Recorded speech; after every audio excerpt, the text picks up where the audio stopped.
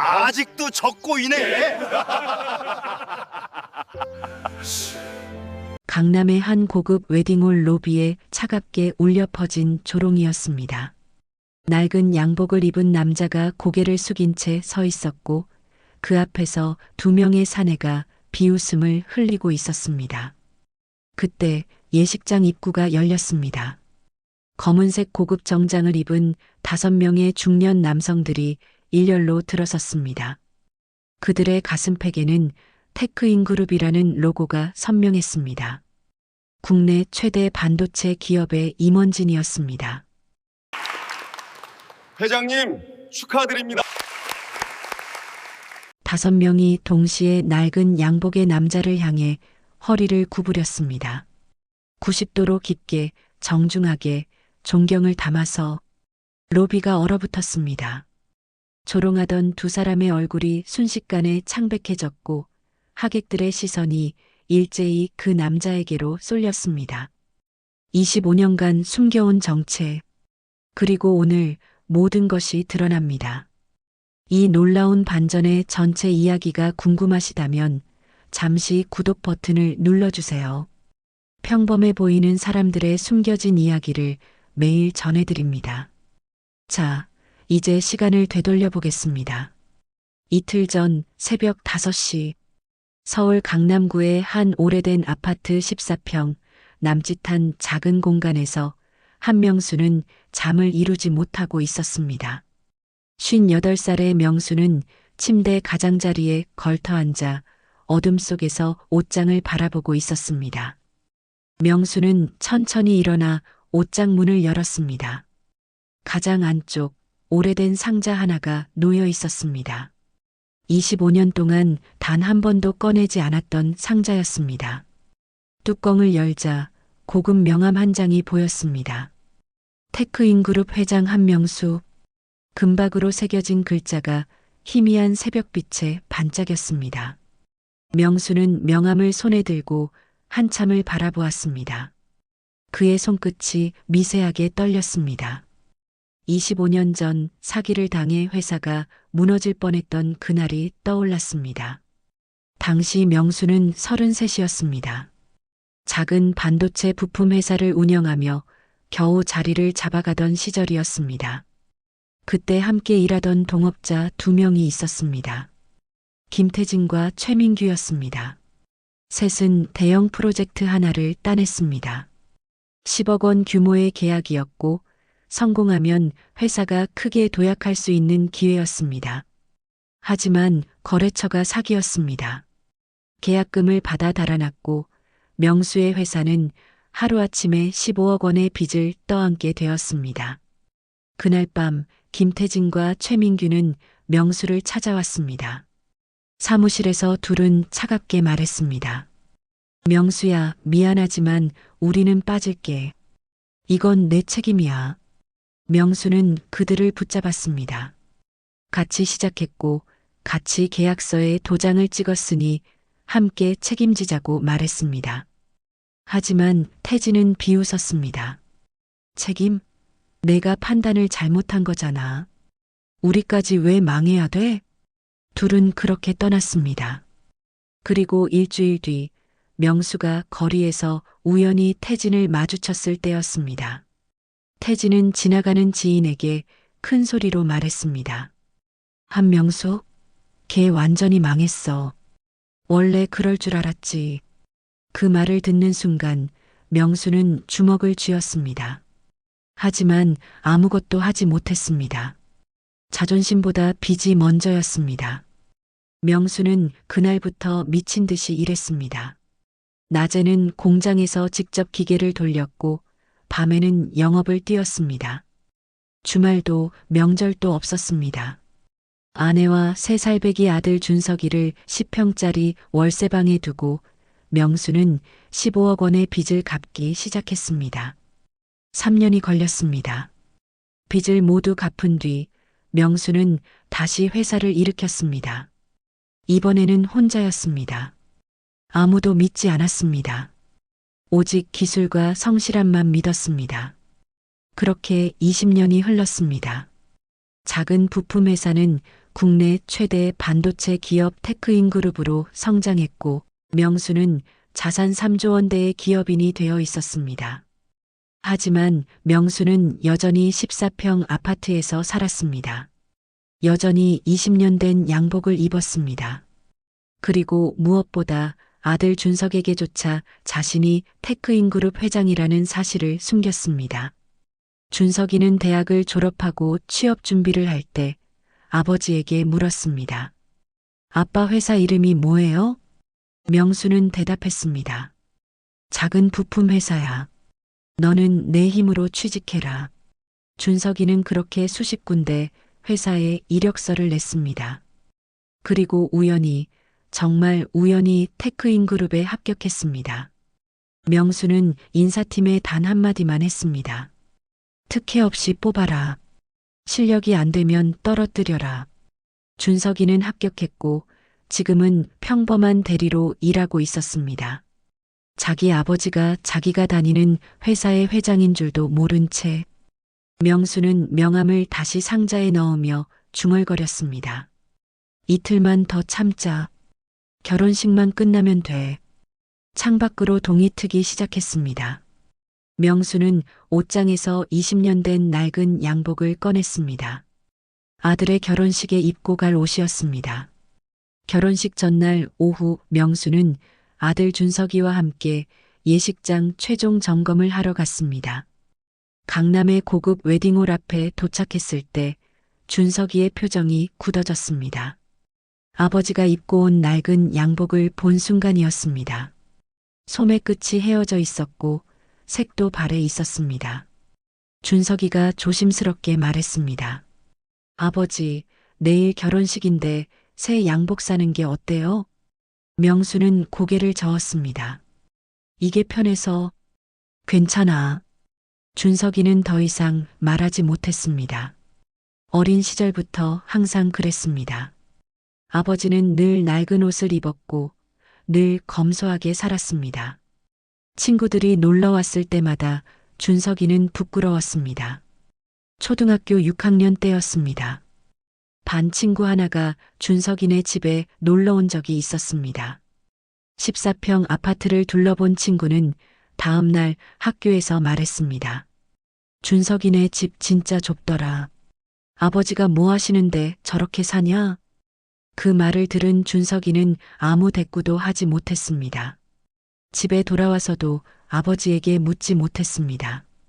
그냥 혼자 방에서 울었습니다.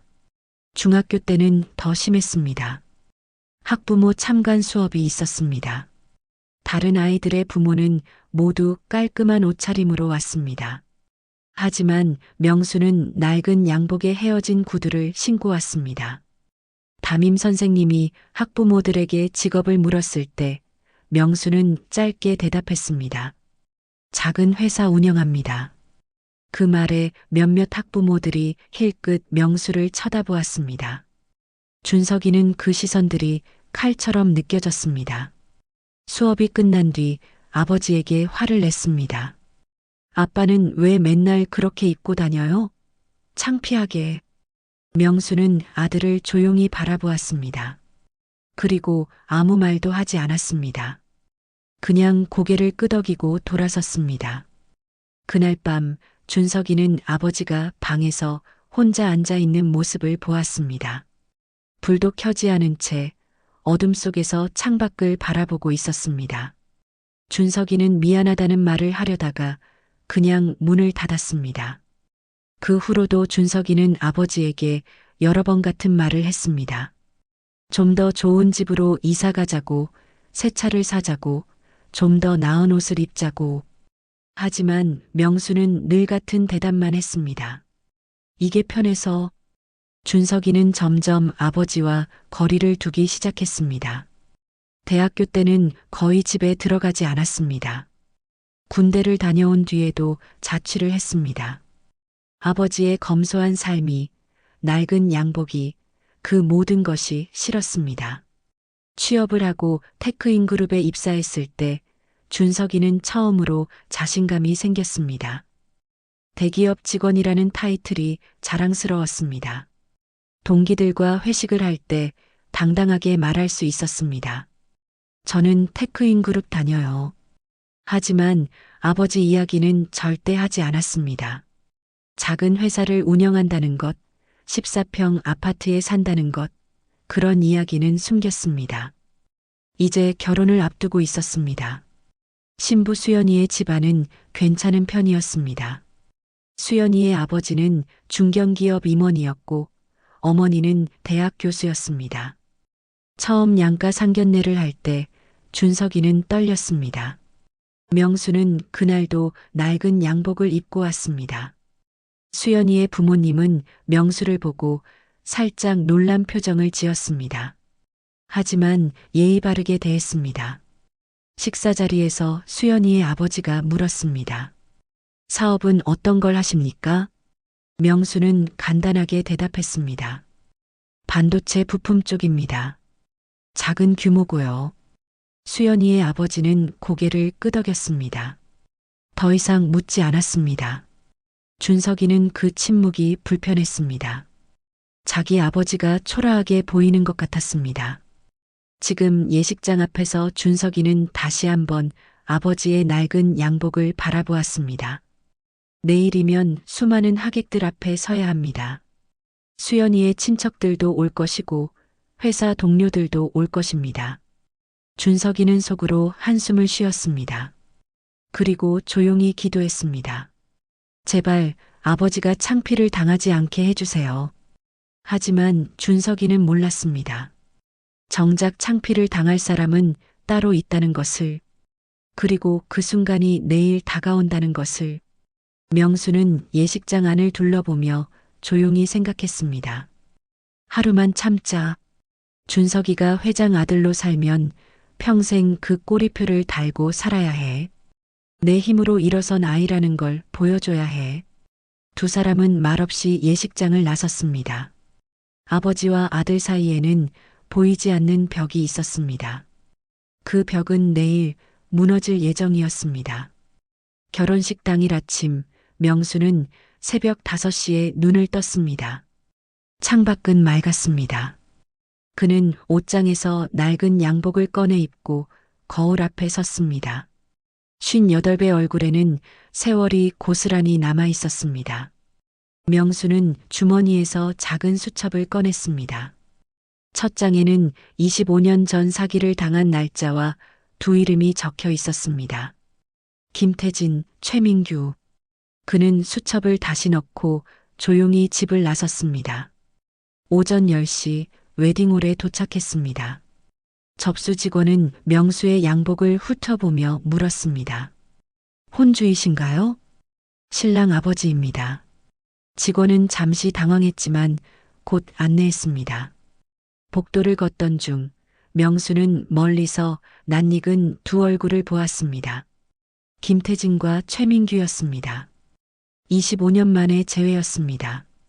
두 사람은 고급 정장을 입고 있었습니다. 태진이 먼저 다가왔습니다. 명수야, 아직도 그 양복이네? 민규도 비웃으며 거들었습니다. 그때나 지금이나 그대로야. 명수는 아무 말도 하지 않았습니다. 태진은 일부러 목소리를 높였습니다. 아들 결혼식인데 이 정도 웨딩홀이면 좀 그렇지 않냐? 그때 준석이 다가왔습니다. 아버지, 누구세요? 태진은 환하게 웃었습니다. 아버지 옛 동업자야. 축하한다. 민규는 준석을 위아래로 보며 말했습니다. 아버지 도움 없이도 잘 컸네. 명수가 낮게 말했습니다. 오늘은 바쁩니다. 먼저 들어가세요. 태진은 웃으며 등을 돌렸습니다. 축의금은 기대하지 마. 두 사람은 킥킥거리며 예식장 안으로 들어갔습니다. 준석은 아버지를 바라봤습니다. 명수는 아무 표정이 없었습니다. 하지만 아들은 느낄 수 있었습니다. 아버지가 무언가를 참고 있다는 것을. 아버지, 신경 쓰지 마세요. 명수는 고개를 끄덕였습니다. 괜찮다. 하지만 명수는 속으로 다짐했습니다. 예식이 끝나면 25년을 묻어둔 이야기를 꺼낼 때가 올 것이라고. 복도에는 말없는 긴장만이 남아 있었습니다. 예식 시작 30분 전 예식장은 하객들로 채워지고 있었습니다. 태진과 민규는 맨 앞줄 가장자리에 앉아 주위를 훑어보며 속삭였습니다. 홀이 생각보다 초라하네. 신랑 쪽 하객도 별로 없어? 태진은 휴대폰으로 단톡방에 메시지를 보냈습니다. 한명수 아들 결혼식 왔는데 역시 그때랑 똑같다. 답장이 왔고 두 사람은 소리 없이 웃었습니다. 그때 신랑 대기실에서 준석이가 나왔습니다. 턱시도를 입은 그는 예식장을 둘러보다가 앞줄에 두 남자를 발견했습니다. 아까 복도에서 아버지를 비웃던 사람들이었습니다. 친구가 물었지만 준석이는 괜찮다고 했습니다. 사실 그의 시선은 계속 혼주 대기실 쪽을 향하고 있었습니다. 아버지는 낡은 양복을 입고 혼자 앉아 있을 겁니다. 잠시 후 태진이 자리에서 일어나 화장실로 향하다가 준석이와 마주쳤습니다. 신랑 긴장되지? 조금요. 태진은 웃으며 말을 이었습니다. 근데 아버지 회사 아직 하셔? 대단하시네. 25년 전에 거의 망할 뻔했는데. 준석의 얼굴이 굳었습니다. 망할 뻔했다고요? 태진은 잠깐 멈칫했지만 태연하게 말했습니다. 우리 셋이 같이 하다 사기당했거든. 나랑 민규는 빠져나왔고 아버지만 남아서 빚 갚느라 고생했지. 태진은 축하 인사를 남기고 사라졌습니다. 준석은 그 자리에 멍하니 서 있었습니다. 그런 일을 아버지가 겪었다는 걸 처음 알았습니다. 준석은 곧장 혼주 대기실로 향했습니다. 명수는 의자에 앉아 창밖을 보고 있었습니다. 아버지, 예전에 사기당한 적 있어요? 명수는 잠시 침묵하다 고개를 끄덕였습니다. 오래전 일이야. 왜 말 안 하셨어요? 말해도 달라질 건 없잖아. 준석은 더 묻지 못했습니다. 문을 닫고 나오며 가슴이 답답해졌습니다. 아버지는 그 일을 혼자 짊어진 채 살아왔습니다. 그리고 지금도 아무 말 없이 자리를 지키고 있었습니다. 그때 예식장 안에서 음악이 흐르기 시작했습니다. 곧 식이 시작될 시간이었습니다. 웨딩 마치가 울리고 예식이 시작되었습니다. 신랑 신부가 입장했고 주례사의 말씀이 이어졌습니다. 하객들은 조용히 식을 지켜보고 있었습니다. 태진과 민규는 맨 앞줄에 앉아 눈빛을 주고받으며 피식 웃었습니다. 주례사가 끝나고 신랑 신부가 양가 부모에게 절을 올렸습니다. 명수는 혼주석에서 아들의 절을 받았습니다. 표정은 담담했지만 눈가가 미세하게 떨렸습니다. 그때 사회자가 말했습니다. 이제 양가 혼주 인사가 있겠습니다. 바로 그 순간 예식장 뒷문이 열렸습니다. 검은 정장을 입은 중년 남성들이 차례로 들어왔습니다. 5명이었습니다. 모두 같은 로고가 박힌 정장을 입고 있었습니다. 테크인그룹이었습니다. 예식장 안이 술렁였습니다. 저 사람들 테크인그룹 아니야? 준석도 뒤를 돌아봤습니다. 회사에서 본 얼굴들이었습니다. 부회장과 임원들이었습니다.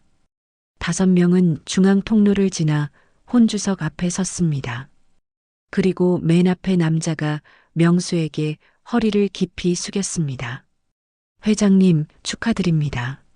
순간 예식장이 얼어붙었습니다. 나머지 임원들도 동시에 고개를 숙였습니다. 회장님, 축하드립니다. 준석은 단상 위에서 굳어버렸습니다. 수연은 그의 손을 꽉 잡았습니다. 회장님? 테크인그룹 회장? 태진의 얼굴이 새하얗게 질렸습니다. 민규는 입을 다물지 못했습니다. 명수는 천천히 자리에서 일어나 말했습니다. 오늘은 아버지로 왔습니다. 짧게 인사만 하십시오. 임원들은 고개를 끄덕이고 물러섰습니다. 하객들의 속삭임이 터져나왔습니다. 신랑 아버지가 테크인그룹 회장이래. 저 낡은 양복 입은 분이? 준석의 머릿속이 하얘졌습니다. 자신이 다니는 회사의 회장이 아버지라는 사실이 믿기지 않았습니다. 그때 예식장 입구로 또 다른 인물이 들어왔습니다. 정부 휘장을 단 차관이었습니다. 그는 명수에게 조용히 인사를 하고 한쪽에 섰습니다. 혼란은 걷잡을 수 없이 커졌습니다. 사회자는 애써 침착하게 말을 이었습니다. 그럼 혼주 인사를 계속하겠습니다. 명수는 자리에서 일어나 하객들에게 고개를 숙였습니다. 낡은 양복과 조용한 태도는 그대로였습니다. 하지만 이제 그 모습은 달라 보였습니다. 태진과 민규는 고개를 들지 못한 채 굳어 있었습니다. 아까 던진 말들이 되돌아와 숨을 조이고 있었습니다. 그리고 두 사람은 알게 되었습니다. 이건 끝이 아니라 시작이라는 것을요. 혼주 인사가 끝나자 잠시 휴식 시간이 주어졌습니다. 예식장은 여전히 술렁거렸고 하객들의 시선은 명수에게 머물러 있었습니다. 준석이는 단상에서 내려오다 비틀거렸습니다. 수연이가 급히 남편을 붙잡았습니다. 여보, 괜찮아? 준석이는 대답하지 못한 채 복도 벽에 기대섰습니다. 아버지가 테크인그룹 회장이라는 사실이 머릿속에서 천천히 정리되고 있었습니다. 입사할 때의 고생, 평범한 대리로 보낸 시간들, 그리고 늘 들었던 말이 떠올랐습니다. 작은 회사야. 너는 내 힘으로 해라. 준석이는 그 말의 의미를 이제야 이해했습니다. 아버지는 자신을 지키기 위해 모든 것을 숨겼던 것이었습니다. 눈물이 흘렀습니다.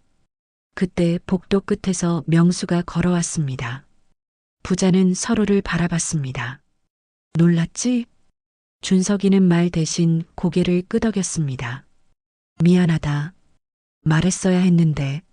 아니에요. 이제 알겠어요. 준석이는 아버지를 끌어안았습니다. 서른의 아들이 아이처럼 울었습니다.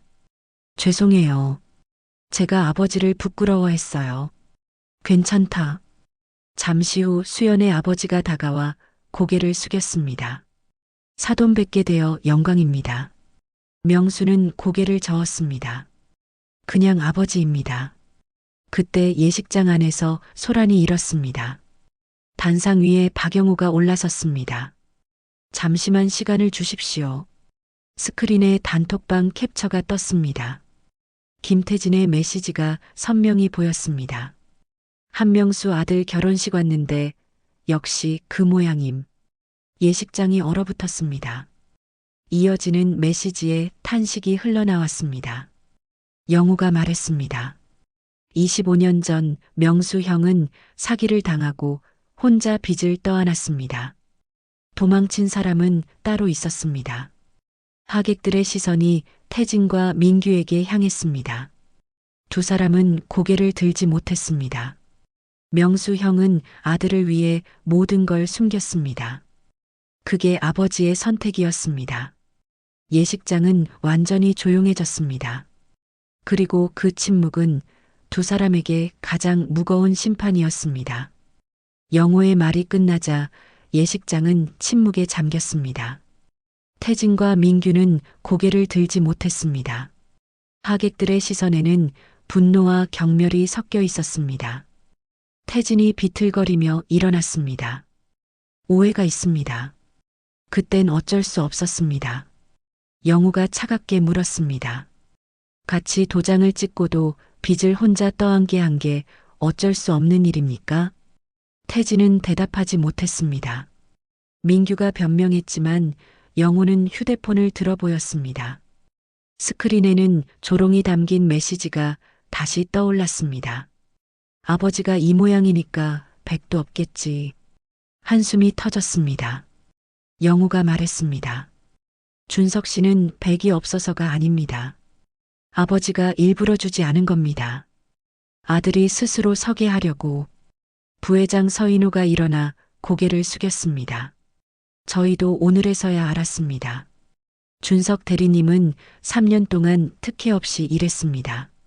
하객들의 시선이 준석에게 옮겨갔습니다. 존경이 담겨 있었습니다. 태진과 민규가 예식장을 나가려 하자 영호가 불렀습니다. 잠깐만요. 두 사람이 멈췄습니다. 25년 전 명수 형은 이렇게 말했습니다. 저 사람들도 살아야 한다. 나는 혼자 해결하겠다. 영호의 목소리가 낮아졌습니다. 형은 원망하지 않았습니다. 그런데 두 분은 오늘 와서 비웃었습니다. 태진의 다리가 풀렸고 민규는 얼굴을 가렸습니다. 영호가 마지막으로 말했습니다. 진짜 성공은 돈이 아닙니다. 사람을 대하는 태도입니다. 박수가 터졌습니다. 명수는 고개를 숙였습니다. 그의 눈에도 눈물이 맺혔습니다.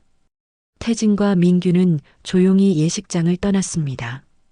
그들의 뒷모습은 초라했습니다. 준석은 복도에서 그 모습을 지켜봤습니다. 분노 대신 연민이 남았습니다. 영호가 내려와 명수의 손을 잡았습니다. 미안해. 고맙다. 사회자가 식을 이어갔습니다. 신랑 신부는 다시 단상에 섰고 박수가 울렸습니다. 모든 시선이 혼주석의 명수에게 향했습니다. 낡은 양복의 그 남자. 침묵으로 아들을 지켜온 아버지. 하객들은 알게 되었습니다. 진짜 부자가 누구인지, 진짜 성공이 무엇인지. 결혼식은 계속됐습니다. 하지만 그 의미는 완전히 달라져 있었습니다. 결혼식이 끝나고 저녁이 되었습니다. 하객들이 떠난 뒤 예식장에는 가족들만 남아 있었습니다. 준석이는 명수에게 다가와 말했습니다. 아버지, 잠깐 걸을까요? 두 사람은 웨딩홀을 나와 한강 산책로를 걸었습니다. 붉은 노을이 강 위에 번지고 있었습니다. 준석이가 조심스럽게 입을 열었습니다. 어렸을 때 아버지가 부끄러웠어요. 낡은 옷, 작은 집. 그런데 오늘에서야 알았어요. 아버지는 저를 지키려고 모든 걸 숨기고 사셨다는 걸. 명수는 잠시 멈춰 아들을 바라봤습니다. 그래야 내가 내 힘으로 설 수 있으니까. 준석이는 고개를 숙였습니다. 회사에서 힘들 때도 아버지는 아무 말 안 하셨잖아요. 특혜를 주면 내 인생이 가벼워질까봐 그랬다. 명수의 목소리는 담담했습니다. 지난 3년 동안 내가 버틴 건 전부 내 실력이야. 그게 아버지가 줄 수 있는 전부다. 준석이는 눈물을 흘리며 아버지를 껴안았습니다. 감사합니다, 아버지. 고생했다. 한참을 그렇게 서 있다가 다시 걸음을 옮겼습니다. 아버지, 태진 아저씨랑 민규 아저씨는요? 아무것도 안 한다. 오늘로 충분하다. 준석이는 그 말에 고개를 끄덕였습니다. 웨딩홀로 돌아오자 수연이가 기다리고 있었습니다. 수연이는 시아버지에게 인사했습니다. 앞으로 잘 모시겠습니다. 명수는 미소 지었습니다. 준석이 힘들 때 옆에 있어주면 된다. 영호가 다가와 말했습니다. 이제 좀 누리며 살아. 명수는 웃으며 고개를 저었습니다. 아직은 익숙한 게 좋다. 모든 이들이 떠난 뒤 명수는 혼자 하늘을 올려다봤습니다. 별이 반짝이고 있었습니다. 주머니에서 오래된 수첩을 꺼냈습니다. 적혀있던 두 이름을 잠시 바라보다가 조용히 버렸습니다. 이제 됐다. 집에 돌아오자 아내가 기다리고 있었습니다. 고생했어요. 당신도. 명수는 오랜만에 편안히 잠들었습니다. 25년의 무게를 내려놓고 아들이 스스로 설 수 있다는 확신 속에서 그의 선택은 그렇게 끝이 아니라 완성이 되었습니다.